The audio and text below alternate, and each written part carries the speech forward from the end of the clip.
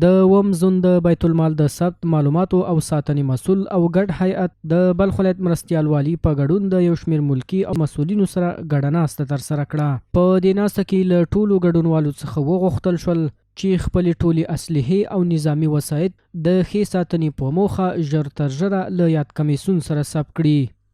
مشرتابه دغه طریقه ورته انتخاب کړې ده چې دا کمیسیون د لارې سره تاسې خپل سلاوي کمپیوټرانې تجهیزاتي مخابري مهمات هر شي تاسې ثبت کړي لکه هغه ستاسو سره مخکې او که وروسته یې نو دا ځکه چې د بیت المال تحفظ او حفاظت دا ډېر ضروري دی.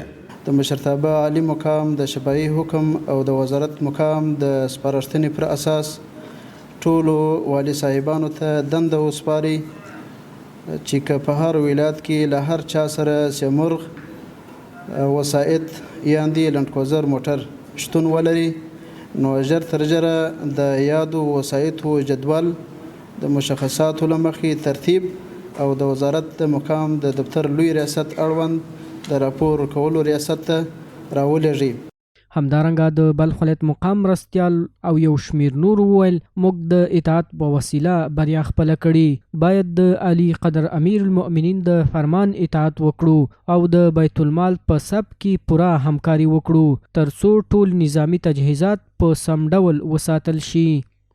بیت المال ضایع نشوه، هدر نشوه. یک بیت المال است، نگاه کردن بیت المال همگی ما در اینجا مسئولیت داریم که همین بیت المال ما نگاه داشته باشیم، محفوظ داشته باشیم، بیت المال در جایش استعمال شوه.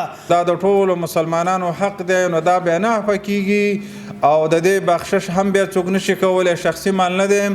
نو لکه څنګه چې اوس دې دپاره باصلاحیته کمیسیونونه ټاکل شوي چا سره هم چې د بیت المال اسلحه وي په طیب نفسه او خپله نو هغه د دغه کمیسیون سره هغه اسلحې ثبت کړي ورته وسپاري خپل مسؤلیت پرې ادا شي. د یادونې وړ ده دغه کمیسیون د امیر المؤمنین په لارښوونه د هیواد په ټولو زونونو کې جوړ شوی ترڅو د بیت المال څخه په ښه ډول ساتنه وشي.